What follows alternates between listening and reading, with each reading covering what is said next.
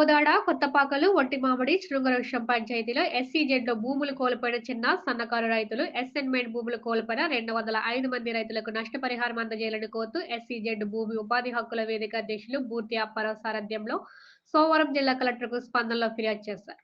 ఈ సందర్భంగా దళిత బహుజన ఫ్రంట్ రాష్ట్ర ప్రధాన కార్యదర్శి తోటి చెంగల్రావు మీడియాతో మాట్లాడుతూ సుమారు 17 సంవత్సరాల క్రితం 2005 ఎస్సీజెడ్ చట్ట ప్రకారం ఉమ్మడి తూర్పుగోదావరి జిల్లాలో ప్రస్తుత కాకినాడ జిల్లా పరిధిలో ఉన్న కొత్తపల్లి, తొండంగి మండలాల సముద్ర తీరంలో సుమారు 10,500 ఎకరాల భూమిని సేకరించడం జరిగిందని, తొండంగి మండలంలో కోదాడ, కొత్తపాకలు, ఒంటిమామిడి, శృంగవృక్షం గ్రామ పంచాయతీల పరిధిలో 2,118 ఎకరాల భూమిని సేకరించారని, అయితే భూమిని సేకరించి నేటికి ఏళ్లు గడుస్తున్నా నష్టపరిహారం చెల్లించకపోవడం దారుణమన్నారు. పరిహారం కోసం తమ సంఘం తరపున అసైన్‌మెంట్ భూములకు సత్వరం నష్టపరిహారం చెల్లించాలని 2023లో ఏపీ హైకోర్టులో వ్యాజ్యం దాఖలు చేయడం జరిగిందని తెలిపారు. హైకోర్టు భూ సమస్యను సత్వరమే పరిష్కరించాలని ఆదేశాలు ఇచ్చినప్పటికీ సదరు ఆదేశాలకు స్పందించి జిల్లా కలెక్టర్ గత జూలై 10వ తేదీన 144 మంది అసైన్‌మెంట్ భూముల రైతులను హాజరు కావాల్సిందిగా సమాచారం ఇవ్వడంతో బాధిత రైతులతో పాటుగా బాధితులు కలెక్టర్ కార్యాలయానికి రావడం జరిగిందని, ఆ సమావేశంలో కలెక్టర్ 2 వారాల్లో సమస్యను పరిశీలించి పరిష్కరిస్తామని హామీ ఇవ్వడం జరిగిందని వారు పేర్కొన్నారు.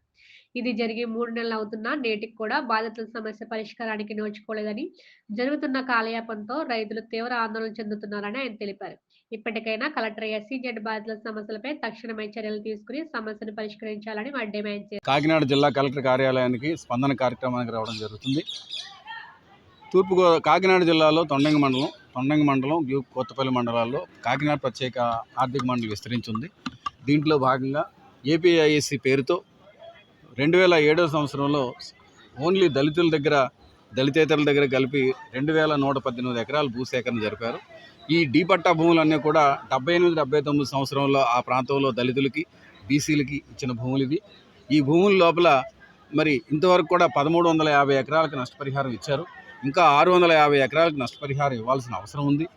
ఈ క్రమంలోనే నష్టపరిహారం ఇవ్వకుండా స్థానికంగా దివిస్ అనే ఒక బల్క్ డ్రగ్ పరిశ్రమ చుట్టూ గోడ కట్టేసి పరిశ్రమను శరవేగంగా జరుపుతూ ఉంది. త్వరలో ప్రారంభం కూడా త్వరలో జరగబోతూ ఉంది. మరి ఈ అన్యాయాన్ని మేము నిరసిస్తూ గౌరవ హైకోర్టు వారిని సంప్రదించాం. హైకోర్టు వారు దీనిపైన రిట్ ఆర్డర్ ఒకటి ఇచ్చారు.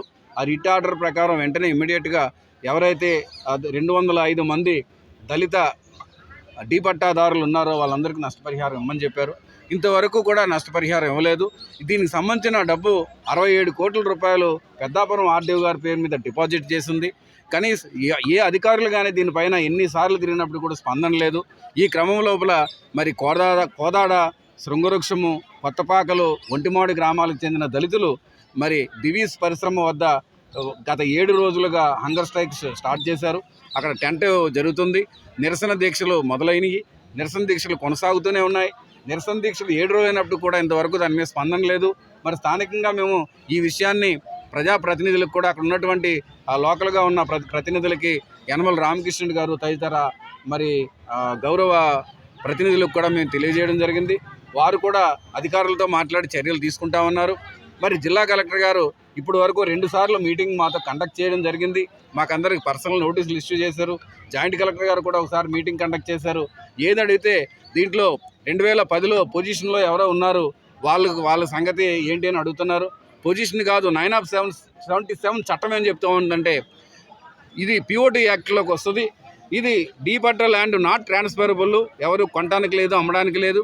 అలాంటి భూమిని మరి 2010లో ఏదో జరిగిందని ఒక అనాథరైజ్డ్ చట్ట వ్యతిరేకమైనటువంటిది, రాజ్యాంగ వ్యతిరేకమైనటువంటిది ఒక సర్క్యులర్ తీసుకొచ్చి మీకు దీని మీద హక్కు లేదని చెప్పడంతో కోర్టుకు వెళ్ళాం. కోర్టు చీవాట్లు పెట్టి అర్జెంటుగా వీళ్ళకి ఇమ్మని చెప్పింది. ఇంతవరకు ఇవ్వలేదు. ఈ క్రమం లోపలే జిల్లా కలెక్టర్ గారిని కలడానికి వచ్చాం. మరి వెంటనే ప్రభుత్వం స్పందించి, జిల్లా అధికారులు స్పందించి, ప్రజాప్రతినిధులు స్పందించి మరి దళితులకి ఇమ్మీడియట్గా కాంపన్సేషన్ ఇవ్వాలని కోరుకుంటున్నాం. గత ప్రభుత్వ హయాంలో జరగలేదు. కనీసం కొత్త ప్రభుత్వం వచ్చిన తర్వాత అయినా కూడా దళితులకు న్యాయం జరుగుతుందనే ఉద్దేశంతో మేము ఉన్నాం. ఆ ఆశతోనే ఇంతవరకు వచ్చాం. ఒకవేళ జరగకపోతే ఈ ఉద్యమాన్ని అంచెలంచెలుగా దీన్ని తీవ్రతరం చేసి జిల్లా వ్యాప్తంగా, రాష్ట్ర వ్యాప్తంగా కూడా దళిత సంఘాలకు తెలియజేసి భారీ ఎత్తున ముందుకు తీసుకెళ్ళడానికి సిద్ధంగా ఉన్నాం.